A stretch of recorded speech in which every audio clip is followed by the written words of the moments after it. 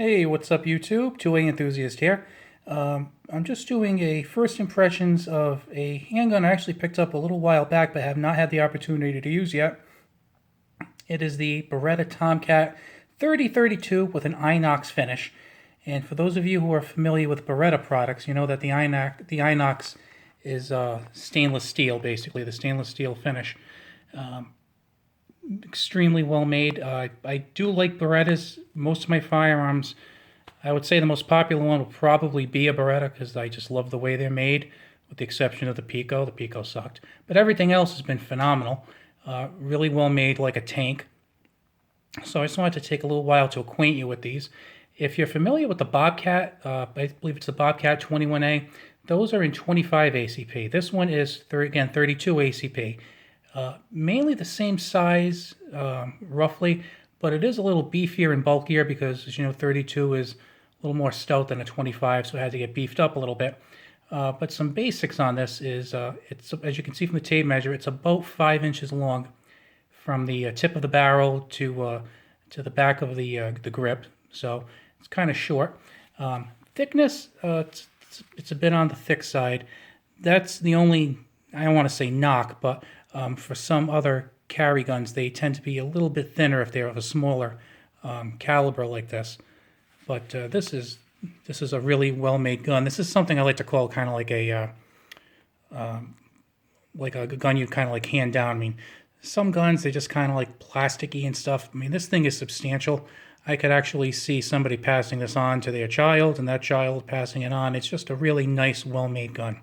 So for those of you who aren't familiar with this, here's the magazine right here. It holds 7 rounds. It's 7 plus 1. And I think it's also a good gun for somebody who has some hand problems because unlike something where you would have to rack the slide, it has a tip-up barrel. So you just push forward there. And as you can see, the barrel's open right there. So you can put a round right in there. And then by putting the round in, it's a little hard doing this with one hand because it has very tight tolerances. So you put the round in there, and then basically the gun is ready to go. You have a safety here. So right now safety's off. As you can tell, there is no magazine in there, and I just showed you the barrel was in fact clear. Okay, and like again, you actuate that with this. It has a pretty good stout double action control, and as you can see with gloved hands, you can get in there with no problem. And then the single action is really, really a little bit of travel, then extremely crisp. Very cool. And the safety actuates pretty easily. It's kind of like it's kind of like the Baby 92 in a lot of ways. And what's good is if you're familiar with like the 21 or I think there was also another one that was called the 25, I think it was the Jetfire, the 25 Jetfire. There's also, which was in 25 ACP, and then there was a Minx that was in 22 short and 22 long rifle.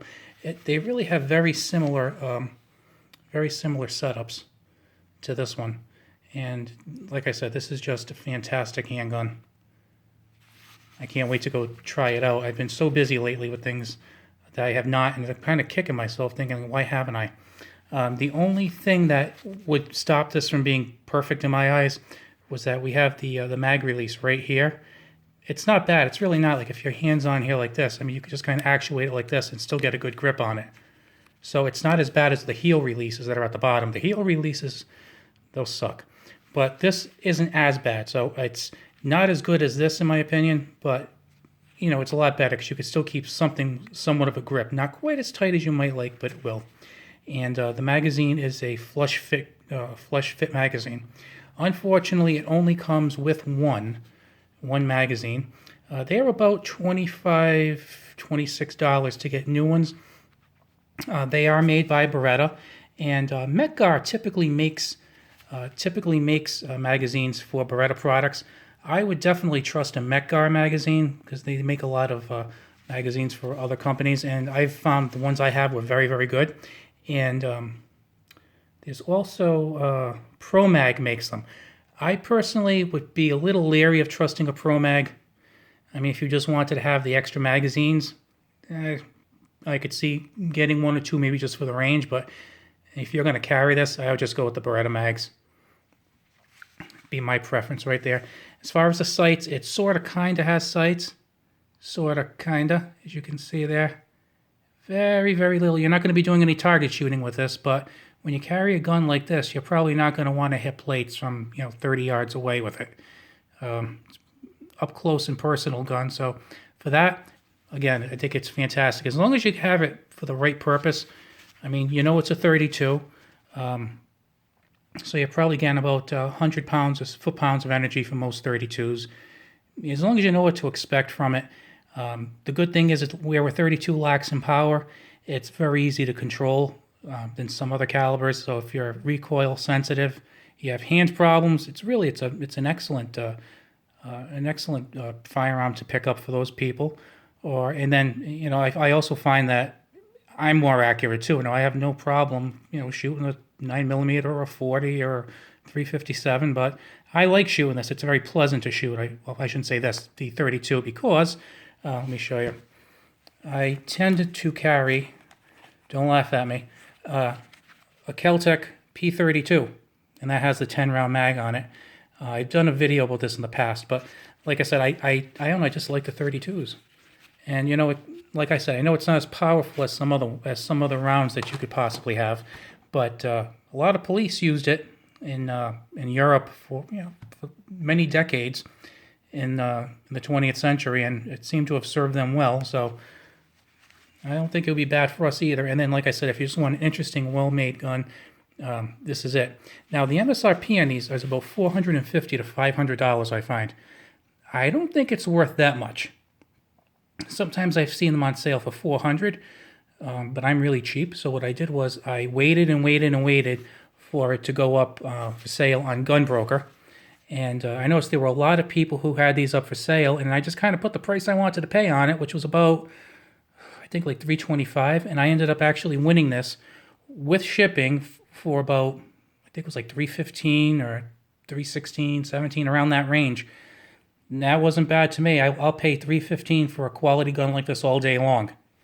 So, like I said, I'm very excited about it. You can also change out these grips. I like them. I'm going to leave them, but they also make wood grips, real wood grips. I believe they make faux wood grips to put on them, and there's also like a rubberized grip that goes on them.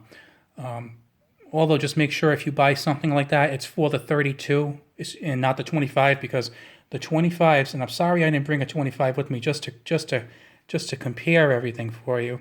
But the 25 looks extremely similar, but like I said, the dimensions are slightly off. You got a little checkering on the back too. Well, not really checkering, kind of like lines actually. But you got checkering on the grips, and like I said, I think they're pretty good in the hand. So I just wanted to give you a basic overview. I apologize for not having any shooting footage or anything like that, but I think if you're considering it, I think this might just be a good introduction to the handgun, and just that the quality is fantastic. Very, very tight tolerances. So have a good day. If you like the video, please, I'd love seeing those likes, or if you want to share with a friend or two, and keep checking back. I intend to put videos at a more constant pace going forward in the future. All right, see you around, guys.